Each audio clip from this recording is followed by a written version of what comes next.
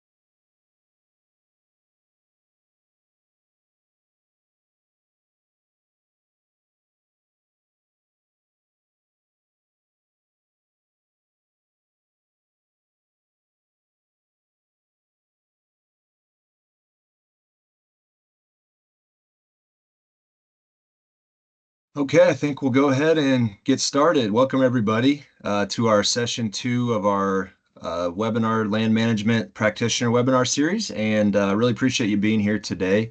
My name is Derek Sebastian. I'm with Enview Range and Pasture, and I'll be moderating this webinar today.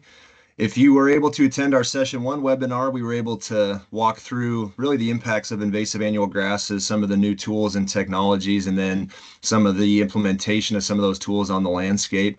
I'm really excited for our lineup of speakers today. Really appreciate their willingness to participate. We'll have Noe Marymore from Enview, our Education Outreach and Grants Coordinator. Julie Kraft from Sublette County Weed and Pest. She's the supervisor there. And then Kelsey Mock with Partners for Fish and Wildlife. All these guys have been very active in the invasive annual grass realm. And today we'll talk about really around project planning, implementation, how do we acquire funding, how do we talk to partners and grantees about the successes that we're having out there in the field. So really excited. We're going to have a chat available. Your mics will be muted through the webinar. So if you have questions, please go ahead and put those into the chat. We're going to have about 15 minutes, 20 minutes for each speaker to present. And then after each speaker, we'll have an opportunity to answer questions. So as these presenters are presenting, if you have questions come up, please enter those into the chat. So yeah, again, really appreciate you being here. This is going to be recorded. You'll get the link sent to view the recording afterwards. And we'll kick things off with Noe Marymore if you want to get rolling. All right, good deal. Thanks, Derek. Yeah, so I'm Noe Marymore with Enview Range and Pasture. I'm our Education Outreach and Grants Coordinator. So my job is to work with agencies, with counties, NGOs, and help them get an idea of what kind of restoration can be done in their area from invasive annual grass invasion, and then help them find funding to do so. So I kind of want to walk through today just some of the things that I've learned that we work with and kind of set the context for what these large scale projects can look like, how they're put together, and then really turn it over to Julie and to Kelsey to give some kind of the concrete examples of how they've made these projects work in their areas. So that's kind of where we're going. If you only remember one thing from my talk today, it's this, and that it is okay to think big. I spent almost 20 years with the NRCS in Colorado and Nebraska before I came to Enview. So I very much know agency culture, and a lot of times, just because of how agencies do business, we're focused on kind of postage stamp conservation, just working within our individual budgets and individual constraints, and we're always slammed with time, we're always underfunded. And so we don't have an opportunity to think beyond kind of the day to day.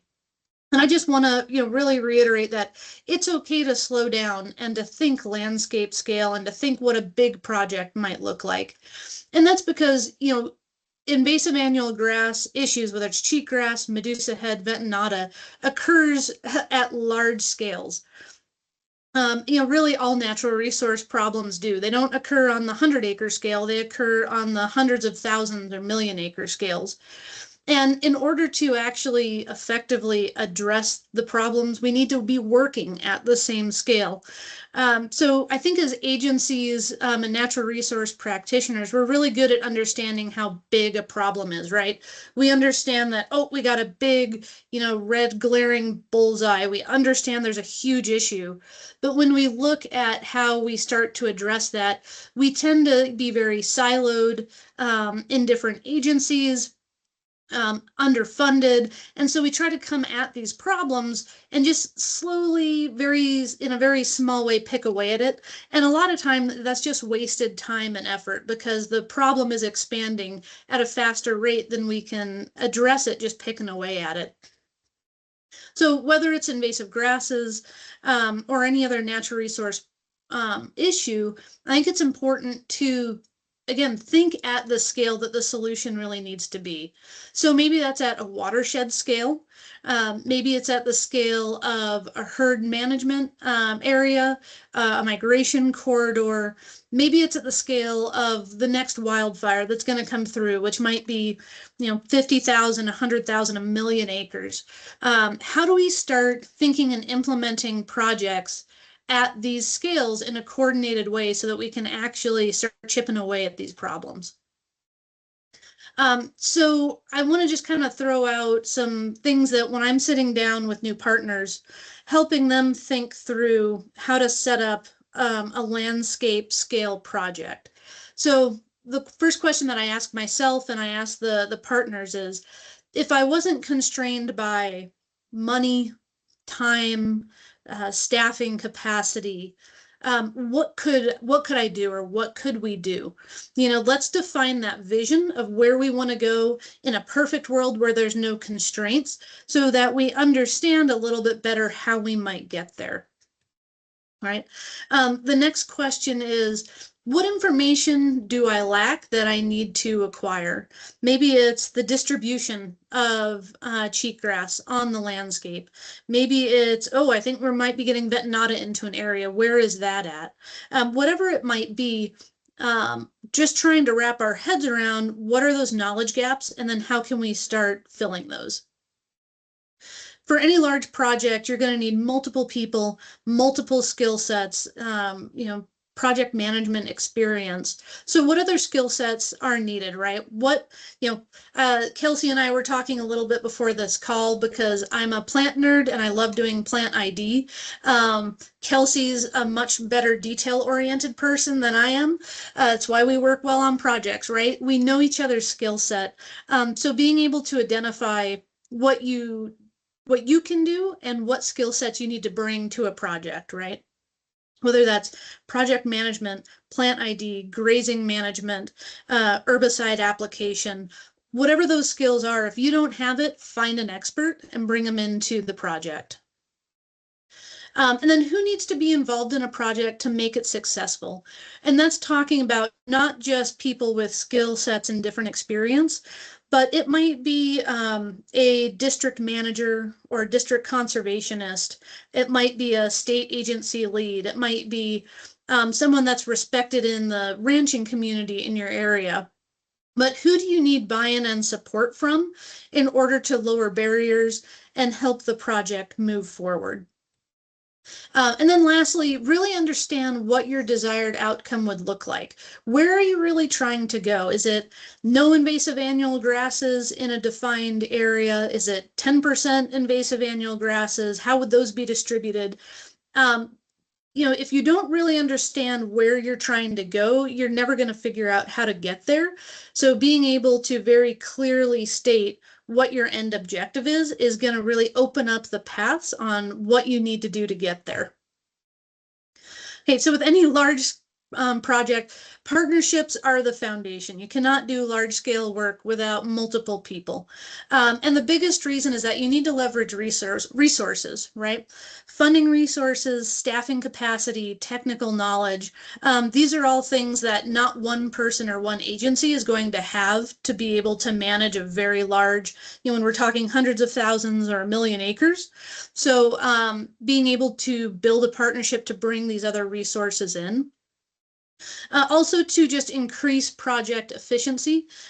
Julie might talk about this in her talk, but how do we get different bureaucracies to talk to each other and move funding along quicker, move contracts through quicker? Um, if you can have multiple different agency partners, you can look at which agency has the best mechanisms for getting projects done in the most efficient manner. Right. Of course, you can work across jurisdictions, across multiple federal agencies, state agencies, with private landowners. So again, you need partnerships to do that. And then also build stakeholder support. The more cheerleaders you can have behind you, really plug in your project, then the more doors open up for future work. Okay, planning. If you're like me, you probably hate those, 5-year work plans that get written and then just sit on a shelf. I'm not a big fan of the plan that sits on the shelf, but I am a huge fan of the planning process. There's a quote that plans are of little importance, but planning is essential, and I believe that 120%. So with a plan, we're identifying our project goals and objectives, the success criteria, strategies, implementation activities, how we're going to monitor, how are we going to do communications. Um, and it's not necessarily, like I said, that document that matters, but it's that process. Getting all of the partners on the same page is absolutely critical. If I'm working on a project, say with Derek, who opened us up today, my idea of rangeland restoration, when I say those words, I might be thinking of, I want the best habitat quality within 4 miles of a sage-grouse lek. In my head, that is fantastic restoration. When Derek says rangeland restoration, he might be thinking he doesn't want to see any vetinata in a whole watershed, right? So we're using the same language. We're both saying rangeland restoration, but in our heads, the vision is different. Our priorities are different. And if we don't communicate that clearly, then we're going to be tripping over each other and butting heads as we go into implementation. So that's what that planning process allows you to do, is clearly define those goals, the outcomes that you want, and it gets everybody pulling together in the same direction. So 110% critical.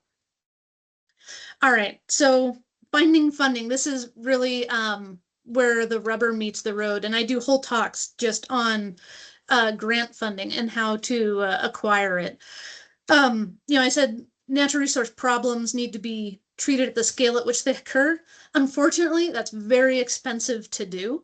So I want to talk about some of the different mechanisms that are out there for project funding. So number one is internal agency budgets, and I'm probably hearing a lot of you laugh right now, and you're saying, what budget? I would say look at internally in agencies, how can we build some synergy across different programs? If the weed and the wildfire and the wildlife people coordinated a little bit more, could we have an effort where we're leveraging those internal budgets and being more effective on the landscape than if those programs worked totally separately, even though they probably all at the end of the day have very similar priorities, right? So how can we leverage internally with agency budgets? Grants are a major one. There's federal grants, state grants, private foundations. There's tons of these. And in a 20-minute talk, I don't have time to go into it, but most large landscape scale projects are really bringing in large grants right now to be able to fund what they're doing. There's cooperative agreements. So this is where one agency has an agreement with another agency to essentially move funds between. And they're almost hiring another agency to act as a contractor. This can be a great way to get work done on the ground that maybe an agency can't do itself. Another one that I don't think is considered enough is legislated funds. So this is just funds appropriated by a state legislature. Wyoming is knocking it out of the park right now for rangeland restoration using legislated funds. Oregon does it to some extent, but I think it's a path that more projects could really look into using and open up some major dollars. So I just want to mention a few of the larger grants that are out there. So these are grants where you're going to be looking at getting anywhere from 6 to 7-figure grants. Some of these are funded right now through Inflation Reduction Act dollars, so expect these to really ramp down in 2 to 3 years, but for right now, they're really good funding sources. So the USDA's Community Wildfire Defense Grants is a great opportunity to get funding for invasive annual grass control. The USDA NRCS's Regional Conservation Partnership Program. It's been very competitive the last couple of years, but has very big dollars and it can be a very effective grant. The America the Beautiful Challenge. It's federal dollars, but administered by the National Fish and Wildlife Foundation. And that can be, again, 6 to 7 figure grants. So the National Fish and Wildlife Foundation itself, they are a group that basically receives funding from federal, state agencies, from private funders, and then puts those in specific pots of funds to address specific wildlife issues. So in any one grant, you might have different funding sources, but the nice thing is that the Fish and Wildlife Foundation is able to offer a lot of bigger grants because they are the conglomerate taking all of those funds in and putting them in one bucket. So some of the grants that they administer that can be used for rangeland restoration and invasive annual grasses is the Rocky Mountain Rangelands Program, the Northern and the Southern Great Plains programs, the Western Big Game, and the Restore Colorado program. So if you're not familiar with National Fish and Wildlife Foundation, they're a great group. They're fantastic people to work with and a great funding source. Lastly, I'll just point out that right now, through Inflation Reduction Act, the Bureau of Land Management and the Fish and Wildlife Service do have some pretty cool granting cooperative agreement opportunities out there for wildlife habitat restoration, for noxious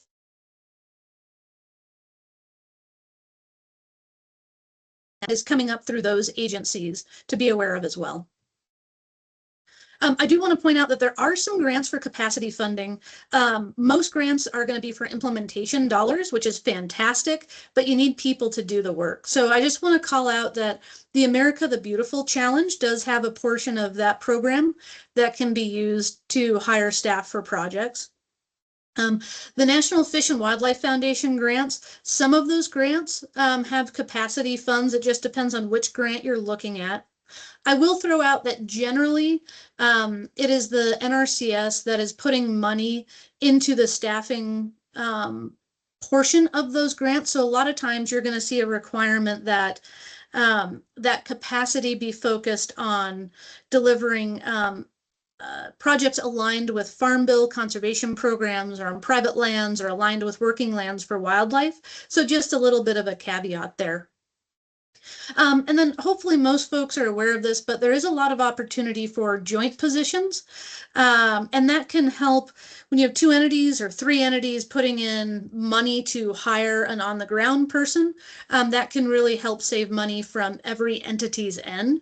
So these kind of the setups that you see are non-governmental organization and a Fed. So like Mule Deer Foundation or Pheasants Forever partnering with the BLM for a joint position, non-governmental organization and a state agency. Pheasants Forever does this, Turkey Federation, or NGO, federal and state, where you might have 3 funding sources come in. So again, just a way to get a staff on the ground to implement these large projects, but reduce the cost to each agency. All right, so some implementation tips if you're in an area and you're trying to start a large initiative from square one is start small, 110%. If you can start with some smaller grants and some smaller projects, you can take indirect from those grants that helps you build some cash for, either capacity hiring additional people in the future. You can build a reservoir of cash to help with match to other grants in the future. But basically, when you start small, those grants are easier to get. And you can build that cash, but you're building your experience and you're showing success. Funders, especially when you start going after the multi-million-dollar grants, they really want to know that that they're investing in people that are going to be successful. So having a track record of success behind you is really going to increase the chances of funding in the future and just make sure that you are ready once you start getting a multi-million-dollar grant. All right, a few more implementation tips, and these are just kind of from experience over time. One is everything takes more time than you think. Going through a planning process, applying for a grant, doing reporting, hiring contractors. Try to always be thinking 6 months ahead, because when you have a project with a lot of working parts and a lot of partners, you just need to stay on track of everything. And to do that, you've got to be looking down the road quite a bit. Regular communication among partners is pretty key to helping things run smoothly. So whether it's monthly meetings, every couple of weeks, but just making sure that things are progressing on time and that you can kind of check that off the list to make sure things are coming together correctly. This is a big one. If you can't do something that your project needs, contract it out. Um, especially when it comes to the implementation on the ground, with whatever tool or technology or management action that you're doing. From experience and watching other folks, I can tell you it is much cheaper to pay something and have it done correctly the first time than to do a poor job and pay to have it done, either a year later or 10 years later. So if you don't have the equipment or the skill set for something, hire someone that's going to do a good job. So I like to say you get what you pay for. Hire professionals and not volunteers. And when you're hiring professionals, find the right people that are experienced in what you need, and not just always go off the lowest bid. And then lastly, especially in agencies, you can hear a lot of, oh, well, that can't be done here, or we don't do that here. When you hear those things, slow down and understand that that person is saying, I don't know how to do that. A lot of times, if a new management technique isn't in, an agency manual, then people just assume that it doesn't work, right? So learn from folks with more experience, but don't take everything they say as the gospel truth, and do your own research if you want to try something new. All right, monitoring. All big projects need monitoring. This falls off the radar a lot because it's hard to get funded, but it is really important so that we as practitioners can learn from what we're doing and making sure that what we're doing is working and that we're getting the outcomes on the land that we want to see. So we need to be very specific about what we want to monitor, and then be very thoughtful in how we do that. So maybe we're looking at doing like satellite mapping of cheatgrass or invasive annual grasses like we do at NView with our range view program. Maybe you're just doing photo points or vegetative monitoring with line point intercept. But make sure that what you're doing is going to help kind of course correct with your project in the future if you need it. Just another couple of thoughts on monitoring. Make sure your data is defensible. So use the right methodology to collect the data to answer the questions that you're asking, and do it at the right time of year. Work with someone that's knowledgeable to compile and analyze your data. I'll just give you an example. I'm working with one state right now, and they're trying to do very large scale monitoring on their cheatgrass treatments, which is absolutely fantastic. They've got, pretty solid methodology, but this year they were having to collect data into September and October. Well, when you're trying to get biodiversity data, with a keen interest in forbs, then September, October, you're missing a good chunk of your forbs. And so your data is not very good. So you need to think about what is worth doing. If your data is not defensible, then maybe it's time to reevaluate your monitoring program, just to make sure that you can actually get to what you're trying to do. Okay, with your monitoring, report back to partners and stakeholders. People need to know that what they're doing and investing in is paying off and being successful. And widgets matter, especially funders, they really like quantifiable numbers. So if you can show, we didn't just treat this many acres of cheatgrass, but we reduced, canopy cover in the treatment areas by 95%, whatever it might be. That kind of quantifiable number is very important. All right, and then lastly, I kind of want to touch on communications and outreach. This is something on large projects that is very easy, even more so than monitoring, to kind of forget about. But when we have a large project, we need support, whether it's financial support, political support, and having public awareness helps build that support. Um, it also minimizes public concerns about a project. So, thinking about communication plans is pretty key, right? So that might be social media outlets, webinars like these, going on podcasts or building your own podcast, doing See to Believe workshops with stakeholders, email newsletters, going to conferences and giving papers. Um, Understand just kind of what audiences you need to talk to help build more support and awareness. And then design a communication plan to be able to talk to those people. So just a few that I think are pretty good. The Wyoming Migration Initiative, they're very good. They put out a lot of videos on trail cams of deer and elk and pronghorn that get a lot of views and likes on social media. The University of Wyoming Imagine Group does a great job with virtual and in-person workshops to do technical knowledge transfer and awareness of invasive annual grasses. Working Lands for Wildlife has a fantastic communications program on Facebook and LinkedIn, and getting their staff on podcasts. So a fantastic communications campaign to raise awareness and build support for their programs. All right, so let's just wrap it up with some big take-home messages. So like I said, the number one, if you forget everything else I said, is it's okay to think big. We need to be tackling conservation problems on the scale in which they occur. And that means very, very large landscape scale thinking. And that is okay to do, even if other folks in your office aren't doing it today. These landscape scale projects really require partnership and collaboration to be successful.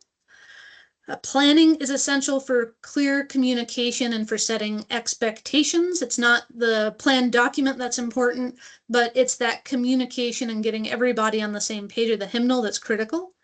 Monitoring is important to set up correctly. So you need to do monitoring, be thoughtful about how those programs are set up so that you can use the data to course correct your project as needed and for reporting back to stakeholders and funders.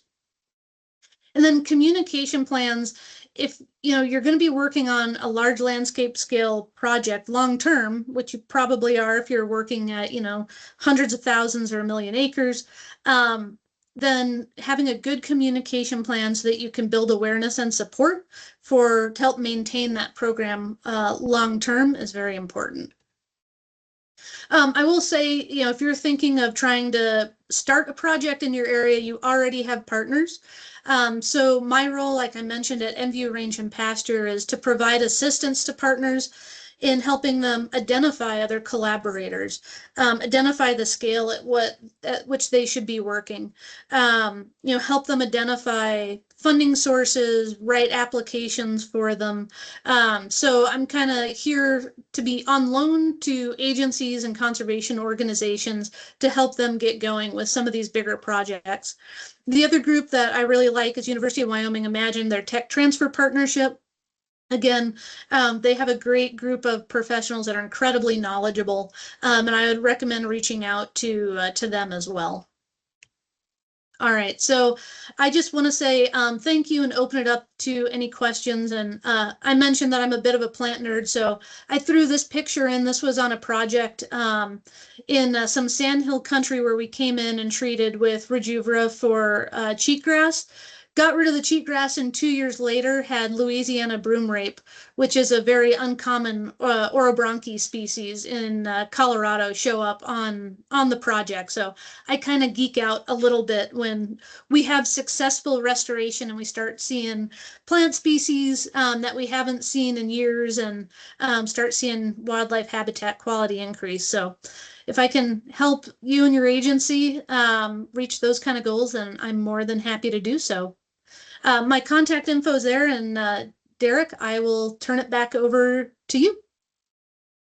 Hey, thanks, Noe. Appreciate it. Yeah, Kelsey, if you want to get your slides up, while she's doing that, Noe, I just had one comment or kind of question for you. When you look at invasive grasses, they're a huge priority in the West, whether it's Medusa Head, Venata, and it seems like there's so many buckets for different funding opportunities. So I guess could you speak to kind of the opportunity with that in terms of wildlife or fuels or biodiversity? It seems like this is a great time to get stuff done project wise. Yeah, yeah. Like I mentioned, with Inflation Reduction Act dollars right now, the next 2 to 3 years are a great time to be looking at getting projects going.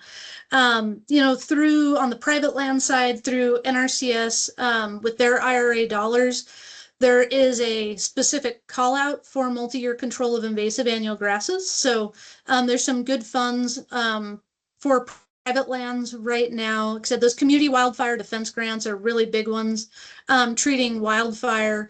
And then looking at NIFWF, National Fish and Wildlife Foundation, their grants, for invasive annual grasses are such an issue for sage-grouse, mule deer, pronghorn, a whole host of species, sagebrush obligate songbirds, that they have a lot of funding sources in different grants that can be used to do this kind of work. So there is a lot out there. And yeah, folks can call me at any time or email me and I can give you some ideas of grants in your area.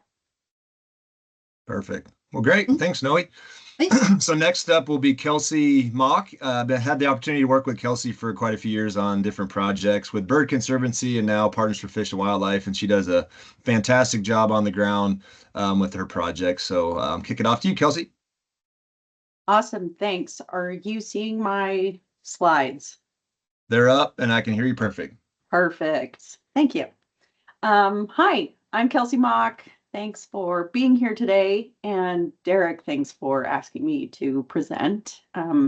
It's cool to share in our partnership that we've been working on in Eastern Colorado. It's been going on for a long time, and it's, to me, feels super successful. So just a little background on myself. I've been working in Eastern Colorado for about 8 years.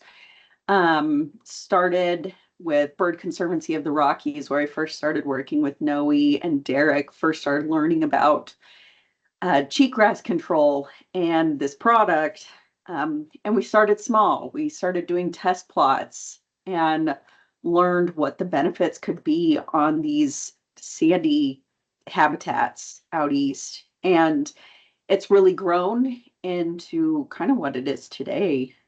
And so we have affected so many more acres than we started out with. And it's just really fun. So see, there we go. Just a little background on my program. I'm with Partners for Fish and Wildlife, which is a part of the U.S. Fish and Wildlife Service. We work with private landowners to restore habitat for certain targeted species within our areas. This is the region I work in, and I have those Eastern Colorado strategic zones. So here's just kind of a map of where I work, which is all grasslands. So the species listed on the left are my priority species, and the ones in the dark print are really affected by the work that we are doing with these projects. So cover a big area and a lot of benefiting species with our work. So what we kind of focus on, of course, for me, it's wildlife species. I want to work with private landowners to help meet their needs for what's going on their property, but also benefit our targeted species. And our focus area is mostly sandy plains, so super sandy soils, but we're seeing great beautiful vegetation in these areas. There's lots of blue stem, switchgrass, yellow Indian grass. We've got some blue grama, side oats grama, a lot of different grass species and a lot of diverse forb species, as long as the land is managed appropriately and we control those invasive plants. This says average precipitation is 14 to 25 inches. 25 inches feels a bit high, but a lot of what they're dealing with in this area is drought. That's what we're seeing a lot. The precipitation changes so much year to year. So really working with ranchers on ways that they can still maximize their production while not completely limiting them. So cheatgrass, as we know, it kind of starves out other vegetation for water and other nutrients. And if we can help reduce that, uh, they can get more out of their land. So our project area, it started out in Yuma County. So it's that brown rectangle on the right-hand side of the map. And it really started with, I believe, the conservation district out there. Tanya, she's the manager, and she's super outgoing, really just gets things going. She's reached out to all of us saying, we have a need out here. We have beautiful grasslands. They're starting to be invaded by cheatgrass. And most of the time, it's not due to inappropriate grazing. So cheatgrass is just an extreme invader, and ranchers are just, their grass is being outcompeted, whether they are managing appropriately or not. So we wanted to create a partnership that helped these landowners keep healthy grasslands and continue to spread this wide. So yeah, really started out with Tanya, Colorado Parks and Wildlife, Trent Berger. He's a really big part of our partnership. He understands the ecology of this area like no one else. Noe, of course, has been a big part of this area through her previous position and her current one. Derek as well has been knockout resource. And then I work very closely with private landowners in this entire area. So I kind of brought the on-the-ground connections. And like Noe had mentioned, there's so much needed in a partnership like this. There's coordination, collaboration, finding funding, staying organized. I think we're all still working out the kinks of this. I'm no master at GIS or spreadsheets, but we're really trying to do a good job of keeping track of all the land we're affecting and what our goals are. And each of these partners has certain goals. A lot of us are wildlife focused. So we want to target areas that are going to benefit like our greater prairie chickens or connecting habitat corridors. And then for the conservation district, they really want to spread this opportunity out throughout the entire county so that everyone knows that this can be a resource for them. So we try and match our goals and meet all of our different needs throughout this partnership. These are just numbers from this last year. We've been doing this for about 3 years. Pheasants Forever has also been a part of this partnership a couple of years ago, leading the charge with funding, which was really awesome. This year, we managed to tackle 3,736 acres, and that is through Restore Colorado, which was the biggest funder, Colorado Parks and Wildlife threw in some habitat funds. My program was able to use some grassland ecosystem funds, and then the Mule Deer Foundation jumped in as well and contributed. So really appreciated all the funding partners. And each year it just keeps growing. So we go look for new funding opportunities, ways to tackle more acres. And NRCS is really getting interested and involved as well too. So I think we can really hit more ground doing that. For our program, we're having landowner contribution about $15 per acre. That keeps it really reasonable for landowners when the total cost of application is more around $60 per acre. That's a lot harder for them to manage. So if we can cover the bulk of the costs, we can really affect more acreage. The map on the right shows the yellow polygons are areas that we have affected. And the blue polygons are what we have mapped for the future so far. Each year we have more outreach events, more people get interested. And as we tackle more ground, neighbors get interested. And the goal now is to try connecting a lot of these areas, especially where we know we have uh, prairie chickens and other wildlife needs. And we're expanding to other counties. We don't want to just limit it to Yuma County because there's a big need for it everywhere out east. So some of our results, this was a property that was sprayed a couple years ago. And in all honesty, this one kind of scared us at first. There were areas with heavy cheatgrass, and then we sprayed and the landowner put cattle on immediately afterwards, and we ended up with a lot of bare ground. Little concerning. We were worried that there wasn't much seed bank there, and we were talking about, is it possible to reseed? And unfortunately, this was right along the highway, so a lot of people saw this. But a couple years later, you can see the grass start popping up under the sand sage. So Noe, Derek, and I walked this field this last summer, and we started getting really excited at what we were seeing pop up. And like Noe mentioned, she is a plant nerd. And so this spotted bee balm ended up showing up in patches throughout this entire property, which is super cool, as she explained to us, because it is not recorded elsewhere in Colorado. So this super unique plant has been hiding within the soil. And now that the cheatgrass is starved, and there's been some rest, it's emerged, and just a really cool reaction. So a couple of years later, we're seeing these annuals pop up. So forbs are doing well, grasses are starting to come through, and we're really excited to watch this property continue to flourish.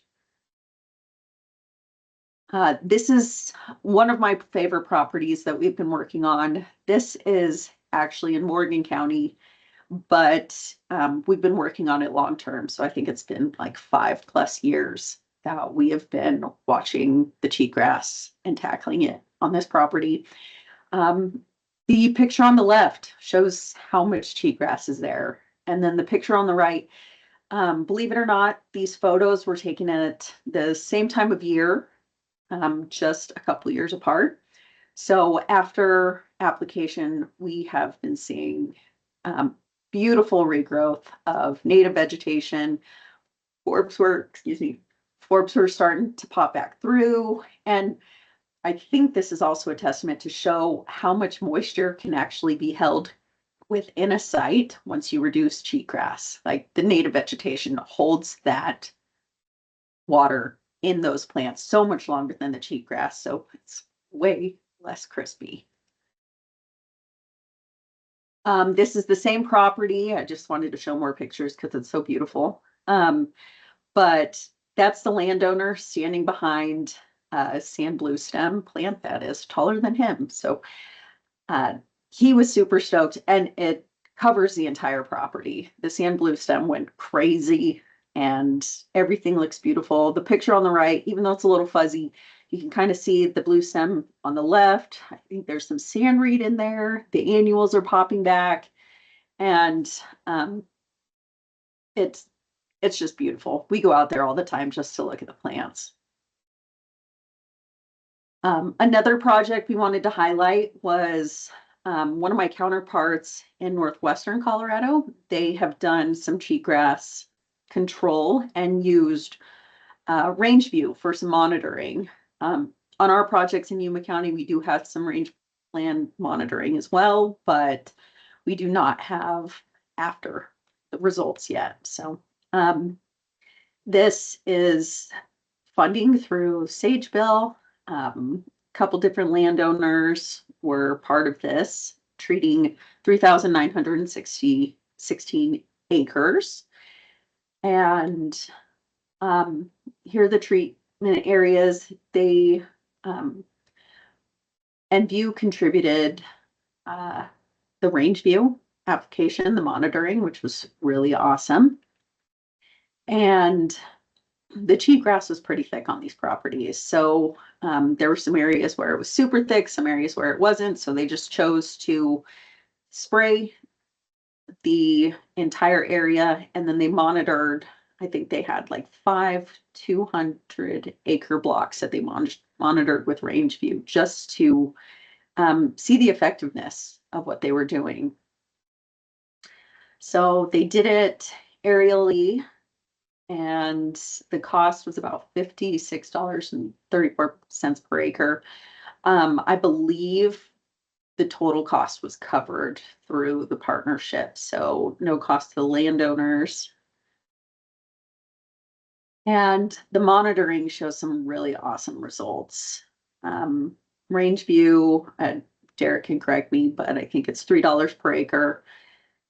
And these are kind of the results. So here's 5 of the blocks on one of the properties, 200-acre blocks. You can see on the left, there's a lot of red area, which is high density cheatgrass. On the right, the red is gone. So seeing way better control. And I think these are just 1 year apart, and they have not done range view for 2 years out, but it'd be interesting to see if we see even less yellow area.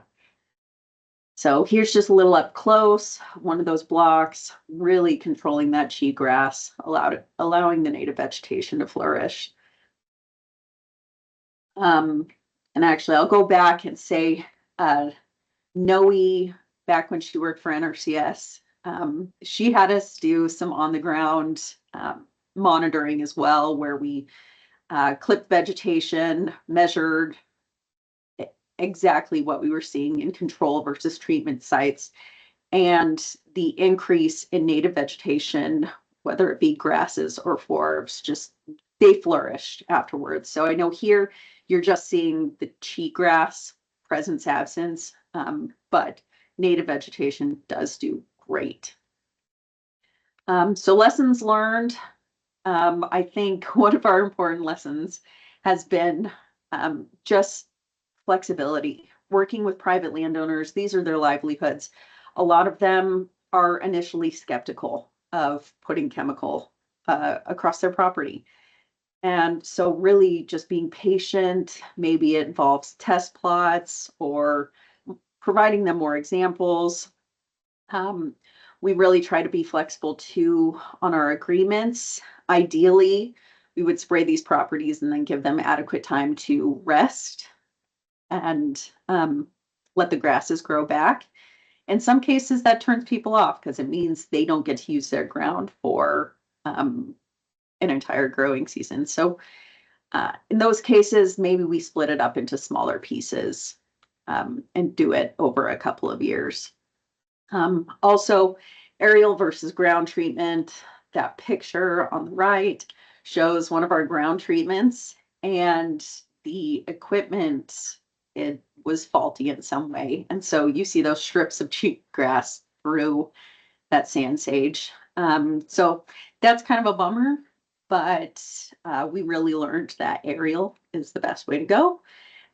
Helicopters are the most amazing, but you get planes as well, and the application goes on really smoothly.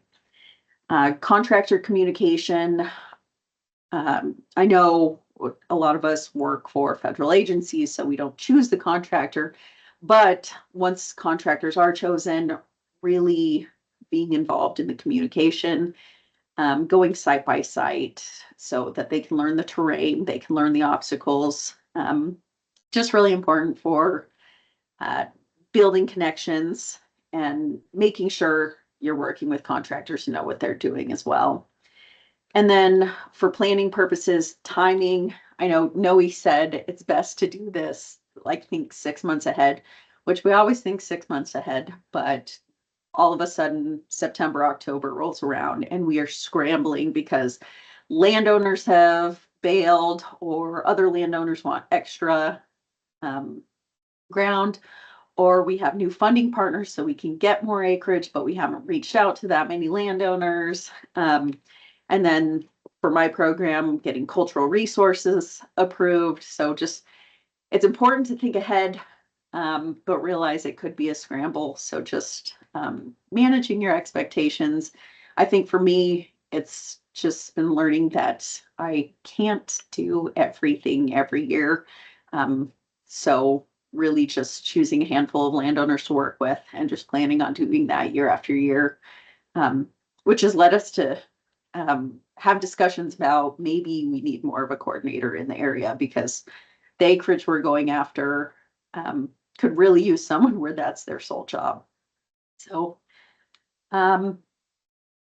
yeah, I think that's all for my projects. If you have questions, please ask them if we have time, Derek. And thank you all for listening. And if you need more tips, advice, please let me know. Great. Thanks, Kelsey.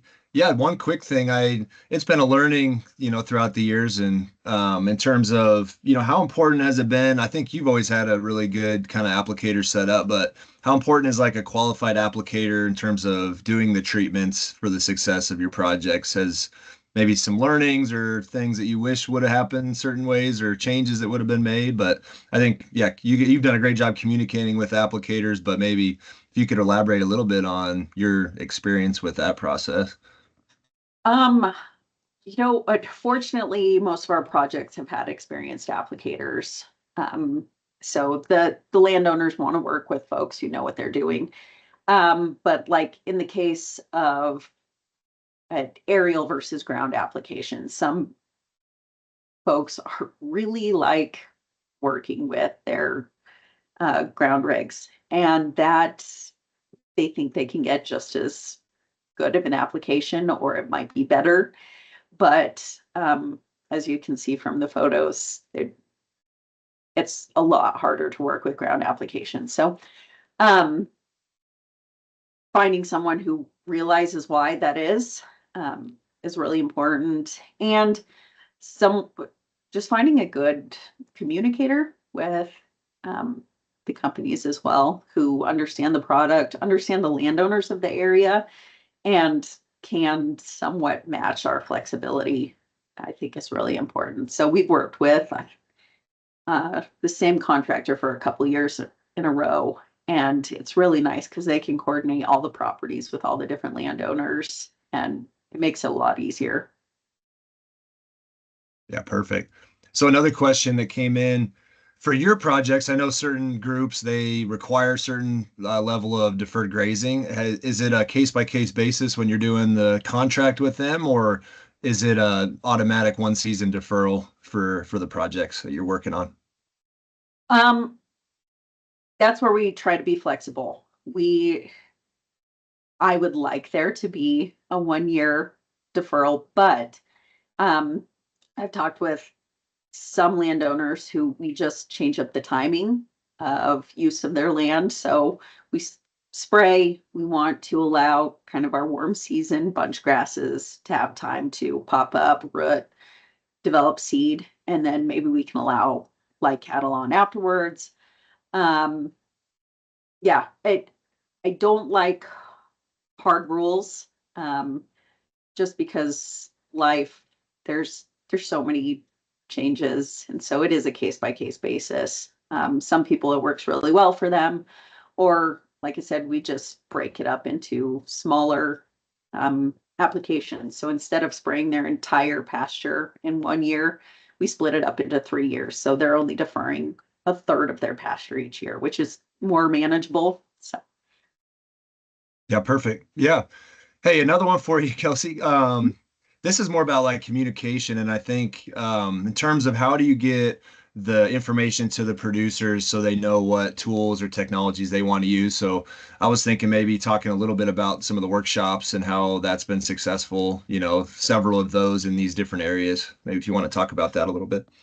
yeah, lots of outreach, test plots. Derek has worked with a lot of landowners to just get some strips sprayed in random areas throughout different counties so that we can take people there, show them what's been going on, like benefits. And then also workshops have been great. The Yuma County Conservation District has hosted a suite of them throughout the county, and NBU has been a huge part of those. And we're trying to expand into other counties as well. So Morgan County, Logan County, and really just providing as many opportunities as possible for landowners to get out and see the benefits and for us to answer questions too. It's most of the time they need to see it to believe it. So lots of outreach tours. It's really important. Yeah, definitely. There's a question that I can probably take. It asked what adjuvants you guys are adding to your treatments. And so overall, the treatments, and you can correct me if I'm wrong, but have been like late summer and fall, and most have been Rejuvra plus plateau or panoramic. So that has been the combination treatment because we're going kind of in that germination window.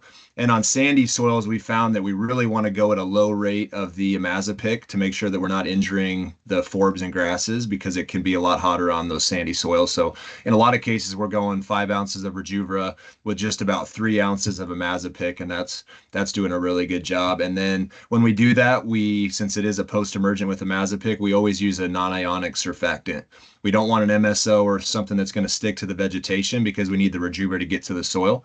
So NIS has worked extremely well on those. And then even in dense sagebrush areas or sand sage, we haven't really had an issue of penetration as long as you go at 5 gallons of water per acre via that aerial application. So maybe Kelsey, have you seen any issues of the herbicide getting through the sand sage or anything like that in areas when when the thatch is extremely thick, you could have a little bit of an issue. But overall, it's looked really good.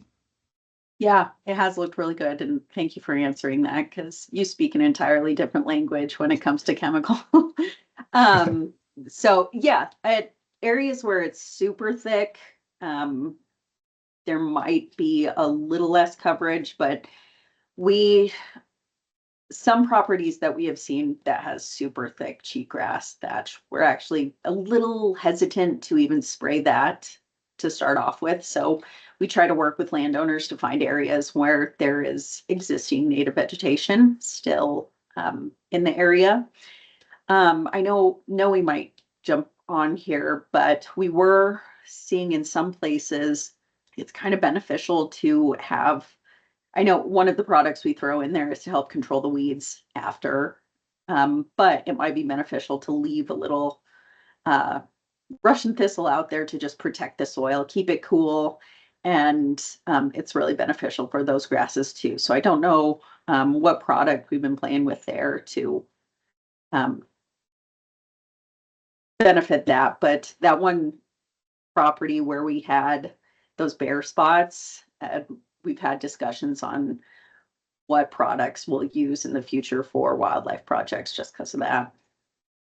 Yeah, I think with our super sandy soils in the Great Plains, they naturally have a lot of annual and biennial forbs in them that are kind of their ecological function is to provide that shading, cover bare ground. So, we've talked about the pros and cons of like when we include a mazapic in the fall, does that knock out, because that's hard on forbs. It's actually the imazapic that's taking out our annual and biennial forbs for a year. And so trying to balance, is it better to come in the spring with a higher rate of Rejuvra so that we get good coverage through that thicker thatch area, but then we have the growth of mentzelias and sunflowers and those species to cover the soil so we don't have, bare ground issues. Those are the sorts of stuff that we're kind of learning from and trying to get figured out on deep sand, like sandbox sand stuff. Yep. Thanks, Noe. Last question was about residual of indaziflam in sandy soils. Since you're working in the sandiest of sand, Kelsey, are you seeing multi-year control on sandy soils, or is it different than what you're seeing on the Front Range in a little bit heavier soils? We're seeing great control. The one property that Derek, Noe, and I have worked on for like 6 years, it's still thriving to this day. So a lot of that is due to great management after application. But once you kill the cheatgrass and allow those natives to flourish. It does really well. All right. Well, thanks, Kelsey. We'll kick it off to Julie now for the last 30 minutes of the webinar. If you want to throw Thanks. your slides up, Julie. Thanks, Kelsey.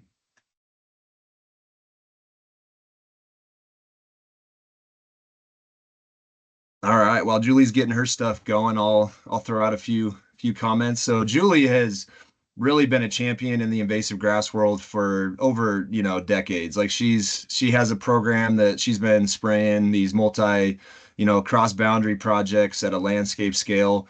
When you think about cheatgrass and EDRR, a lot of people don't put those things together, but when you have these higher elevation areas like where Julie works, she's truly defending her core. So she's defending her entire county in terms of eradicating cheatgrass. You're going to hear a little bit about that program. She's had some of the best partnerships I think I've seen of any group in the West, and has been really a template for a lot of other projects that I'm involved with. So really excited to hear what Julie has to say. Did you get that?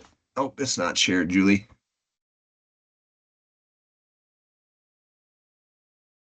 You want to try that again, Sharon, Julie?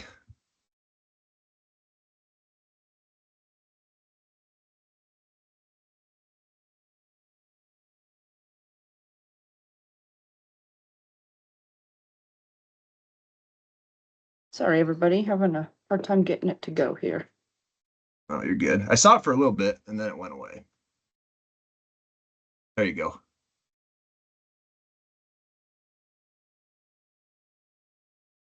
There we go. Got it. It's a little small. I don't know if you can full screen it on your side, but it just shows a little bit. I do have it full screen on my side. Uh-huh.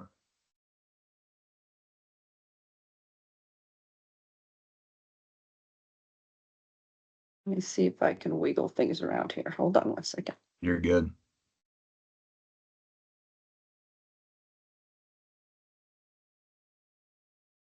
But yeah, it's been impressive to see Julie's partnership. She has federal agencies, she has private, she has, NRCS, Fish and Wildlife, Forest Service. It's been a project with many, many partners. So be a great learning, hopefully, for some of you guys. All right, everybody. I think that's as good as I'm gonna be able to get it to go today.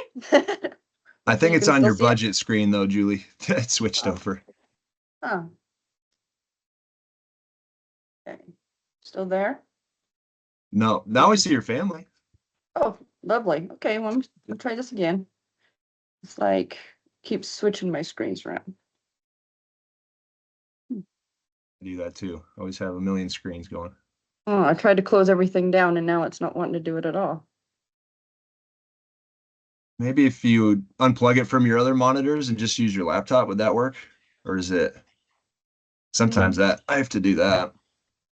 Yeah, let me try that.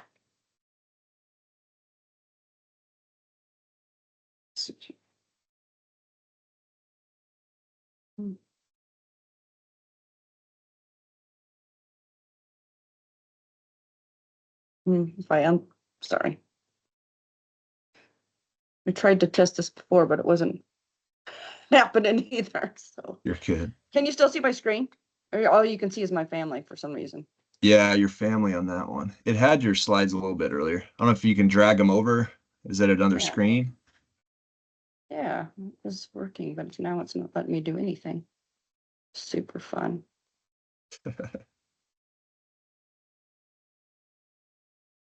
Hmm.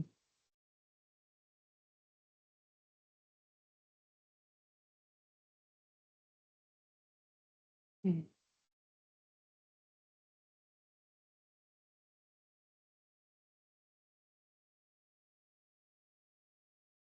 I tried to switch the mode and now it's mad. Doesn't like that. Well, this is silly.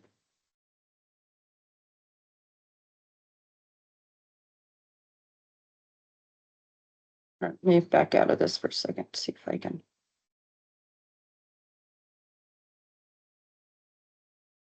There you go. All right. Yep. That'll Okay. work. Sorry, everybody.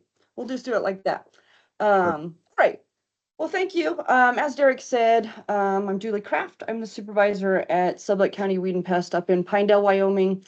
And we've been managing cheatgrass at different scales basically since about 2011. So I'm just going to go through some slides, kind of tie off of points that earlier presenters gave and give examples as to what we've been doing up here in a pretty much different climate than the earlier presenters have been working in. So Sublette County, for those of you that aren't familiar with, is central western Wyoming. My county is about 3.2 million acres and 80% of it's public land. Private land in our county consists mostly along riparian areas, but we do have several ranches who their private land extends up into some of the sage grouse or sagebrush core areas.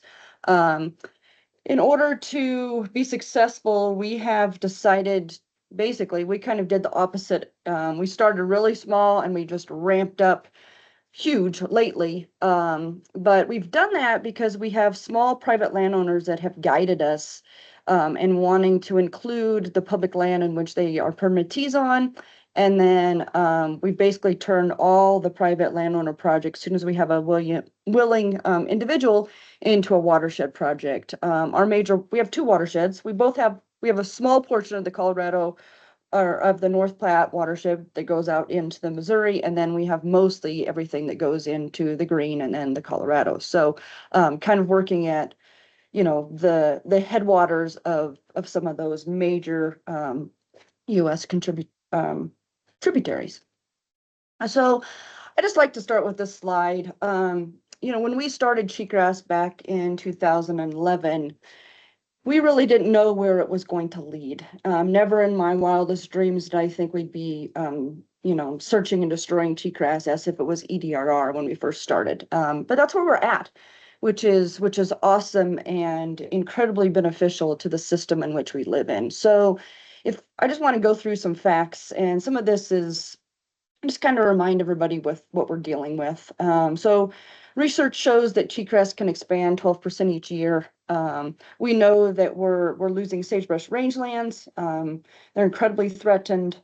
And I've been hearing lots of people like, how do you start? Like, it's a budget buster, it's everywhere. Where do I start? And I think that even when we were starting this program, you have to start someplace. And if that's 100 acres or 50 acres or getting your group together, that's really important. And with invasive annual grasses, we don't really know what the cost of doing nothing is. I think we see glimpses of that in further into the Great Basin, where they've been dealing with it for longer and have more monocultures there.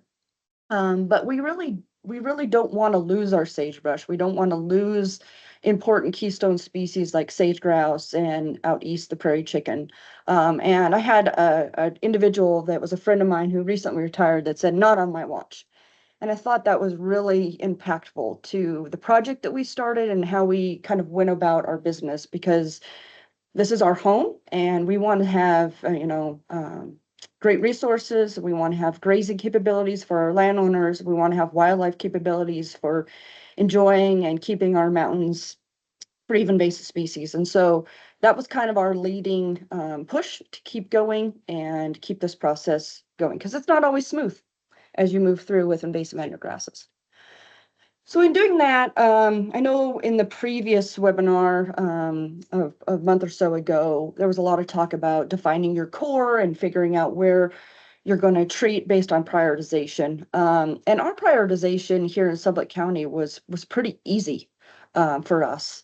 I say that because we have incredible wildlife resources that are worth protecting here. There's a quote that a lot of people in our area use, that more than 40% of the remaining sage grouse reside in Wyoming, and 40% of those reside in my county. And they fluctuate. The population fluctuates based on a variety of variables, most of them out of our control with Mother Nature. But this was one thing that we could control. We could control managing the sagebrush rangelands and keeping sagebrush on the landscape and protecting those resources. And so that was what we set out to do. Turns out those same areas are incredibly important to our pronghorn populations, as well as migrating and mule deer, as well as moose, elk. Plus, if you look at those pink areas where we have treated, those are the wildlife corridors. Those are the access to our Wind River Mountains. That's where most of our grazing happens in the summer. And all those same areas are the same places we have our hotspots for cheatgrass invasion. So that was a key for us to get started and try to protect those areas. So partnerships, we've been working through great partnership. Our area within the state of Wyoming has always been known for having partnerships. We have partnerships that exist for weed management. We have partnerships that exist for, large scale forest projects, for wildfire projects. A lot of us are on all of those. Some of us come and go depending on the topic and what we're trying to focus on for that. But one of the things that we have found very important with our partnerships is to everybody come together, but check your ego at the door. You can't come in to an invasive species project with only your goals in mind. That doesn't really, it's not a recipe for success, and we've really tried to do that. We have people that are great specialists in different areas, but everybody's got to compromise a little bit.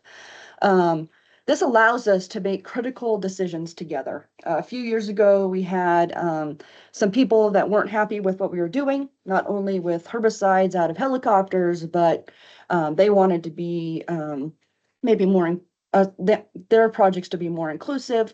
And so this gave us the ability to have each other's backs. We make decisions as a group.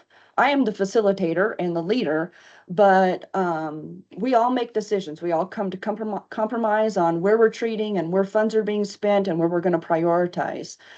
We also come together to do the monitoring. Our monitoring is 100% in kind.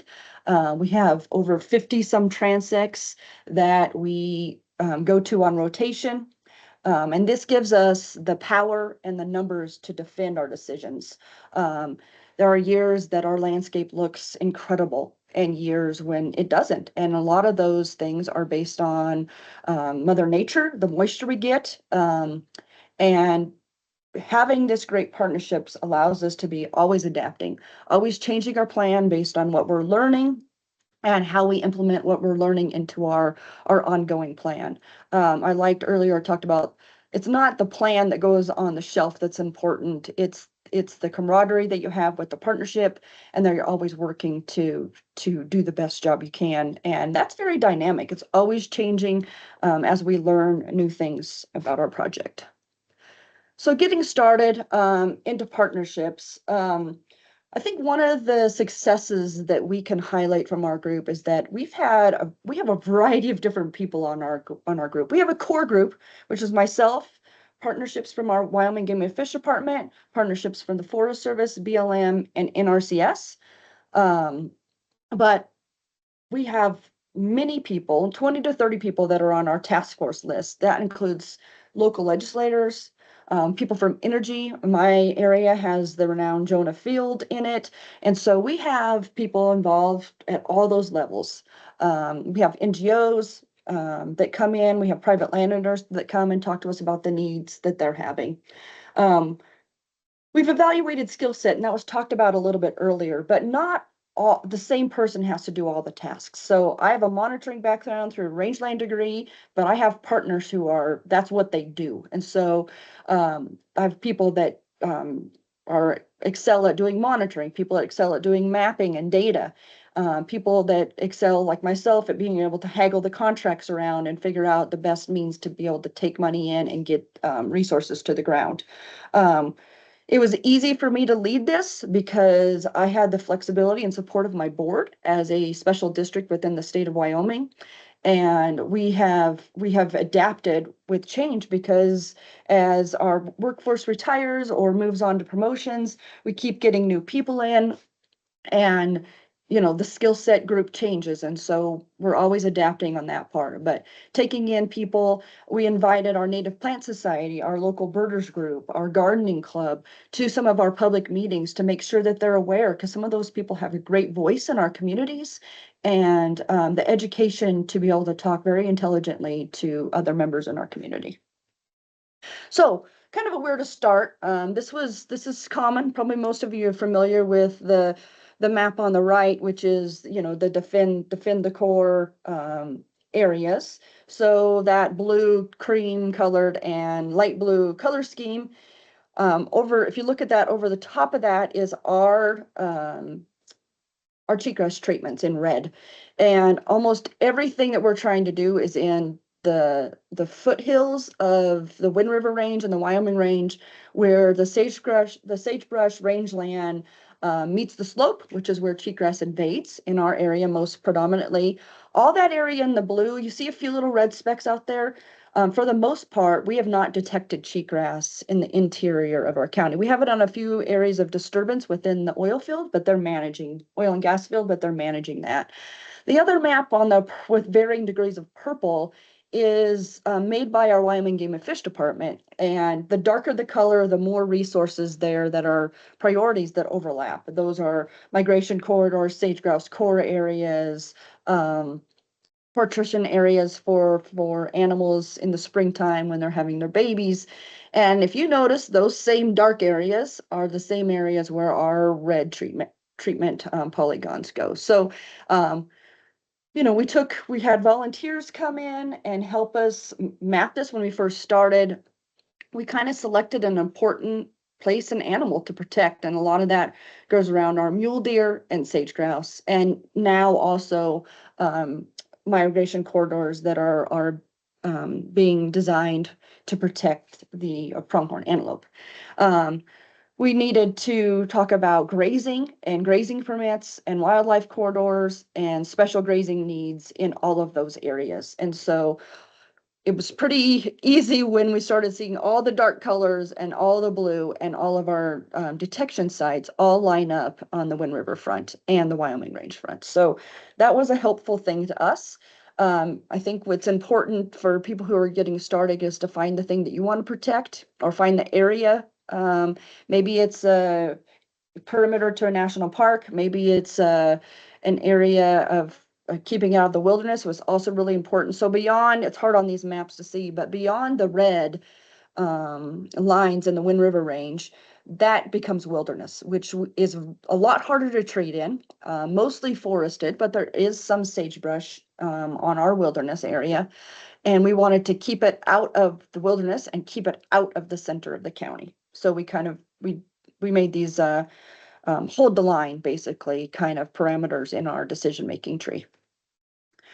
We use a lot of science. So we have plots that have been set up. We had plots all the way back when we were just still kind of testing how Invasive work with cheatgrass. These are some ground plots that we put out and some aerial plots that we put out with Rejuva. Back before it was Rejuva, we have some 5-acre plots that were sprayed up on a big ridge that lines one of our lakes that was pretty much consistently covered with about 50 to 70% cheatgrass. While our natives were intact, we had a pretty significant invasion there. The highlighted boxes there was a man-made fire that actually started and ran on this ridge. And there is still sagebrush intact in those 5-acre blocks that we had treated. This is years, let's see, we did those in 2018, and those blocks are still free of cheatgrass. We just treated over them last year. So another thing that we've learned from science is, Rejuva works at helping us manage the seed bank from cheatgrass. And we were very concerned on how that would affect our annual forbs. And our annual forbs or any forbs are incredibly cyclic with the weather that we get, not only snowfall, but early spring rains. And 2 years ago, we had a big snowpack year and a lot of rain. And last year, I took photos of seedling sagebrush, seedling lupin and longleaf phlox, and bottle squirrel tail, and a variety of other native species within our plots that seeded in areas we had treated with Rejuva. And some of those treatments were 2 years old, and some of them were 3 years old when this summer hit. And we had ideal moisture conditions for those natives. So we used that information to help us guide that what we are, in fact, is protecting these native species while managing the cheatgrass. And I'm only talking about cheatgrass. That's the only invasive annual grass that we have detected in our area so far, thankfully. So a lot of monitoring has been talked about earlier today, and we have monitoring plots out. We do photo points and we do a line point intercept combined with a belt transect to detect native species.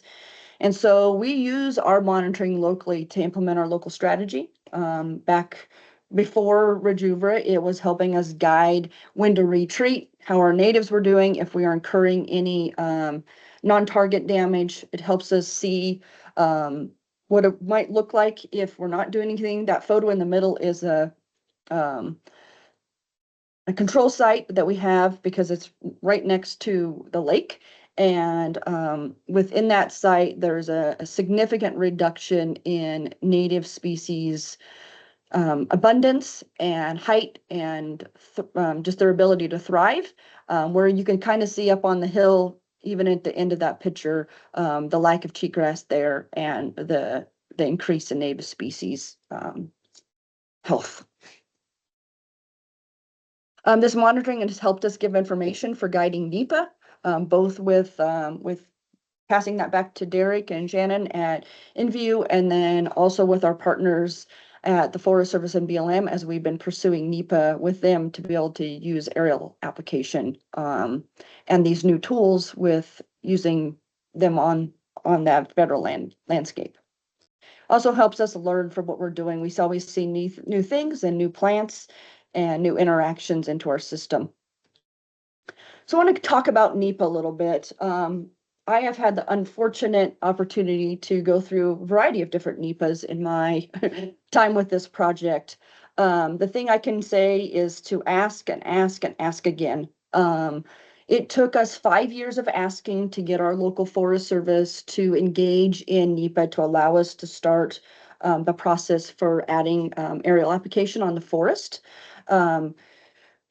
This is more common now, but when we started this process in about 2018 and the 5 years before that, in talking to the leadership team, it was fairly rare that herbicides were applied on forests. There's a few people that kind of started right before us, and then many that are doing that now. But it gave us, because we had great monitoring, it gave us the ability to put experiments onto the landscape to show these folks that it's a safe application technique.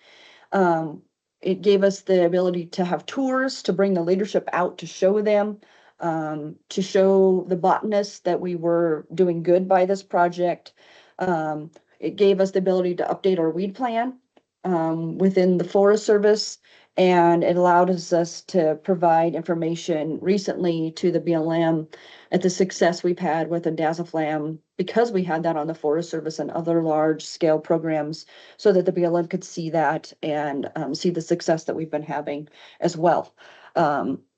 Starting the process is very challenging, and we're looking at doing the next step, which is we do have a little bit of cheatgrass within the wilderness, and so we're going to see if we can get approval to use a helicopter tool for about 300 acres of cheatgrass to keep it off of the rest of the wilderness. So there are people that specialize in this, and you can find those within your team and reach out to folks maybe that aren't within your team that have experiences in writing this type of work and getting that paid for and pushed through the leadership team with whichever agency you need to do that with.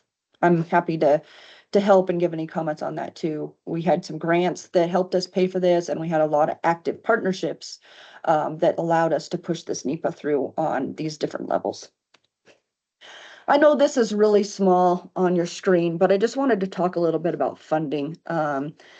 Funding is critical in order to be able to do these projects, especially when we're talking about Rejuvra and the application costs, between 50 and 60, and maybe a little bit more depending on your tool of choice for application. But this is a breakout of my 2024 plan, basically. So this year we treated just under 13,000 acres of cheatgrass. It was actually a fairly small year for us. We used about $697,000 worth of funding, and that came from the Forest Service, our Wyoming Game and Fish Department, their regular fund. We have a Wyoming Landscape Conservation Initiative grant through them. We also have state lands money. We have Sage Grouse Local Work Group money. We had 2 projects that we worked with on private lands through NRCS, totaling about 3,000 acres of private land. And then we also had funding that came from the Partners Project through Fish and Wildlife Service. So, 8 or 10 different funding sources to accomplish the goals that what we needed to get done this year. There are varieties of different funding that we've gone through. Some of these we use every year. Some of them we use if the land is right for that situation.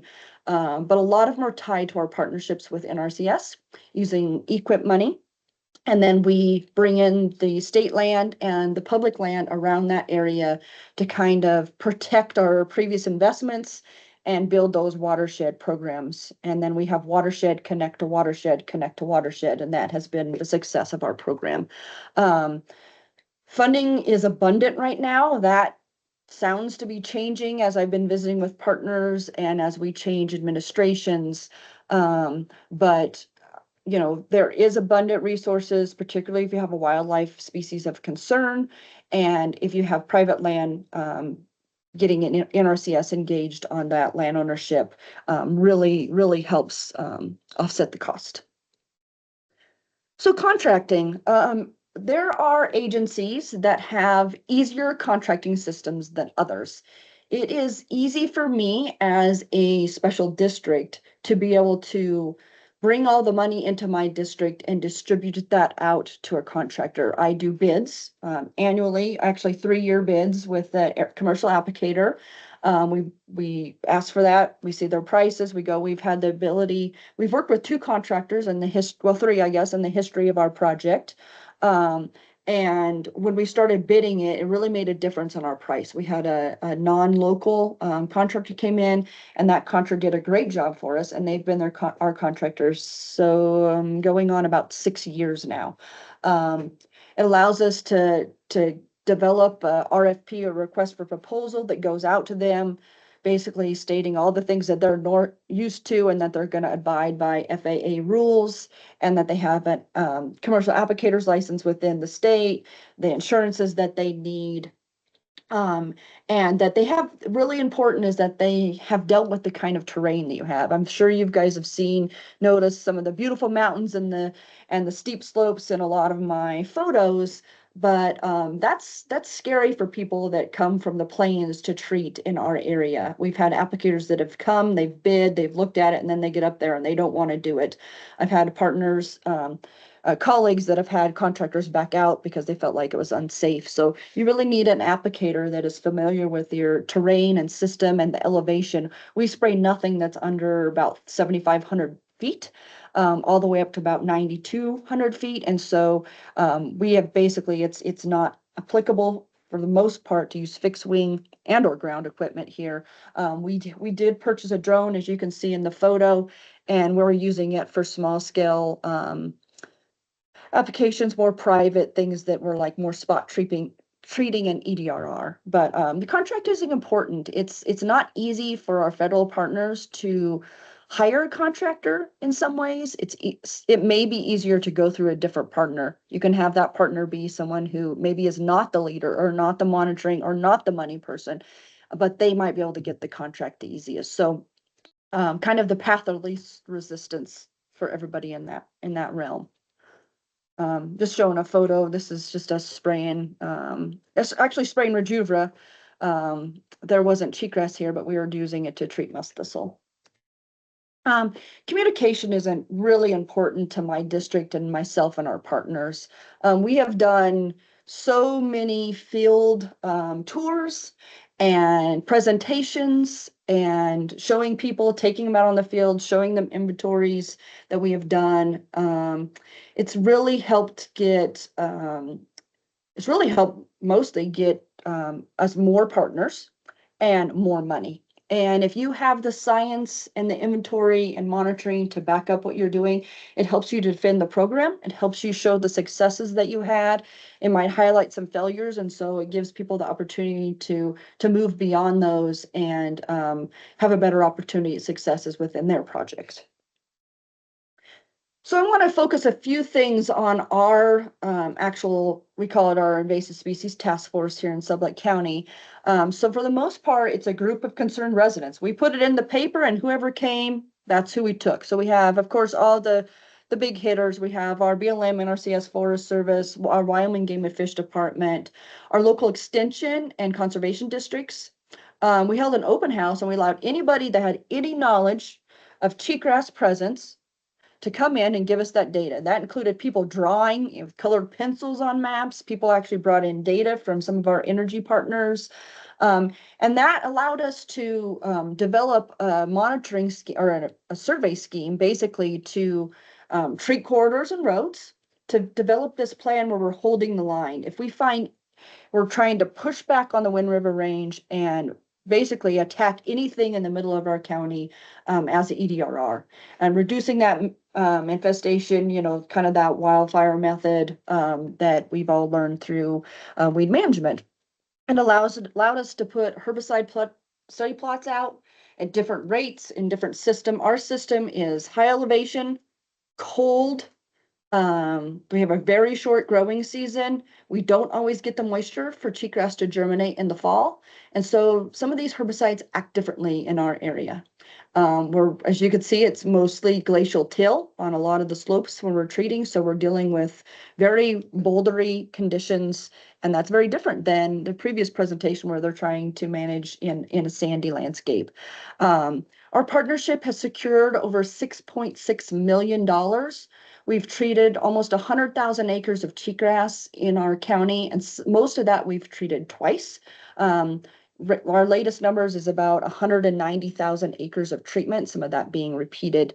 We've gained and secured NEPA approval, both on newly approved Rejuva, as well as the ability to use aerial equipment for these treatments. And then all of that happening, always making new plans. In the, 12 years of our project, we have changed our mind a lot and used all of this information and our partners to help us keep moving forward. Now I'm just going to go through some before and afters. This is one of our oldest transects. We started treatments here in 2012. This was a relapse in 2014 after a pretty wet year. This is about 72% cheatgrass. You can still see the natives, they're green in there. This was in 2017 after a record snowfall year. Very little cheatgrass, but some cheatgrass in this system. That needle and thread was shoulder height on me. This is 2023 after treating this area in 2019 with Rejuva. There is no cheatgrass detected. Our forbs that are there are abundant and flourishing. This was a very wet year. And this was last year, 2024, which was a dry year for us. You can still see some of the forbs are blooming. Our natives weren't nearly as big, but you can see the amount of litter in the system, and that is all native plant litter. Since 2020, we have not detected a cheatgrass on this slope, and our grass presence has gone up. You can see in 2023 and 2024, we just took the photo. We didn't need to go count plants because we knew they looked really well. So abundant species in this photo are needle and thread, blue bunch wheatgrass, Indian ricegrass. We have balsam root, which you can't pick out as well in this photo because it was so dry and it didn't bloom very well.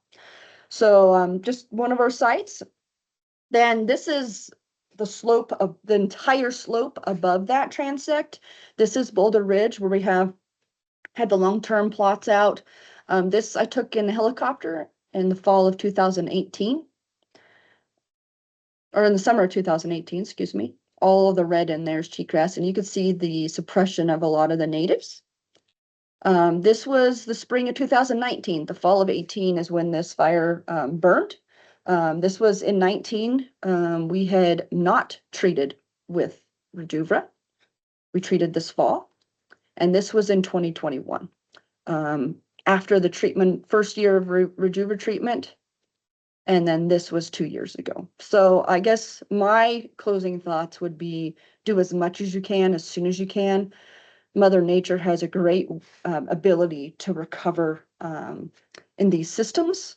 And we have seen abundant resistance and resilience of our native plant community.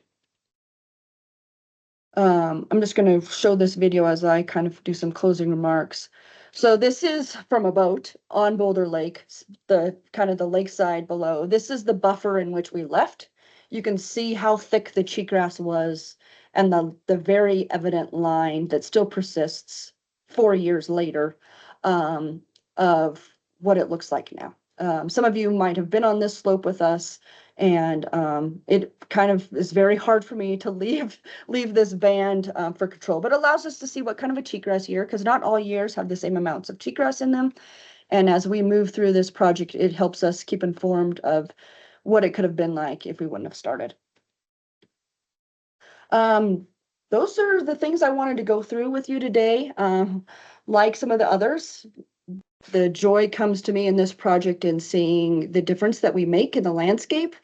These are some of the plants that we often see and that we've learned along the road with this project. I'm happy to have any of you reach out if you have particular questions about how we have done this and what we're doing. I didn't go into a lot of the what. I just went into the how. We're using on most sites Rejuva at 5 ounces. We have plots that have aerial treatments that have lasted upwards of 6 years in our high elevation sagebrush rangeland. We're working on a series of retreats this summer. My district will be treating almost 60,000 acres this summer. That will be some Forest Service.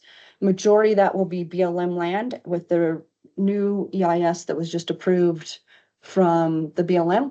And we have every penny of money secured through grants and BLM Fire, Fish and Wildlife Service, local, state, and other grants to treat that 60,000 acres. I just want to kind of give inspiration to folks that you can take it from a small scale and ramp it up, and that you can really make a difference in the landscape, whether that's a watershed level, a county level. This year I wrote a grant with my neighboring counties for almost $5 million to help them build their programs and treat around us. It's really important to my board that I can give that time to help keep pushing cheatgrass further and further away from our county. So with that, Derek, I'd be happy to take any questions related to me or any of the other speakers.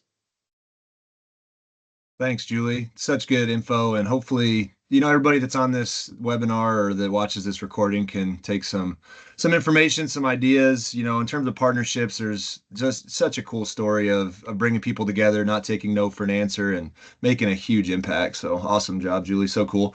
There's one question right now, and maybe we have time for one or two. When you talk about like the BLM NEPAs and Wyoming in general, you guys are ahead of the game. I think almost every district now has their EAs done for this next season. Have you run into issues of, the NEPAs of spraying over native species and potential impacts to native species? I know there's a lot of data like you've shown showing the safety on native. So is there anything that you guys have run into, any hiccups with the NEPA process, with the BLM in particular? No, we have not. We were kind of ahead of that a little bit, and then I shared a lot of our monitoring data with the BLM in pursuit of this EIS. So our local was, as you said, Wyoming kind of had a game plan going into this, and our local district, we do a district EA here, or EIS through our high plains, high desert district. So that's a grouping of about 5 counties in the majority of the western side of Wyoming. So we didn't have hiccups there. It's always a concern. And I think if you have people that are concerned within those scoping teams, bring them out or suggest that they reach out to someone who has used it or has something to look at on the ground, whether that's through InView or a county like myself. That's why we have these trying to share our story and showing these positive impacts that we've had on the landscape. But we don't have a lot of plant species of concern within the sagebrush rangeland. We do have a few in other systems, but none that I can speak specifically. But all these plants that are on this screen are growing in treated areas, and them plus another 100. So we keep track of that down to presence, absence, and detection on our monitoring lines. So we've used all that in helping educate folks that it's actually a positive impact. Yep, that's great info. And there is now on the e-planning website, some of these districts that have their EAs posted, you can go on there and kind of see what they have. So I think a lot of groups can do some copy and pasting and take information from some of these that have already been developed. So I think that'll be a good resource. Yeah, I think we're good on time. So I just want to thank the speakers again, Julie, Kelsey, Noe, fantastic job. Hopefully this is beneficial to everybody on the call. And I just wanted to let everybody know we'll likely have a session 3 webinar. It's kind of in process, in planning, if you guys have ideas or things that you want us to cover. But one of the thoughts that we're kind of working around is environmental fate of herbicides, herbicide toxicology on the landscape, impacts on native species. So that's what we're planning for the session 3. So we'll keep everybody posted, but appreciate everybody being on, and we'll wrap it up. Thank you. Thanks, Derek.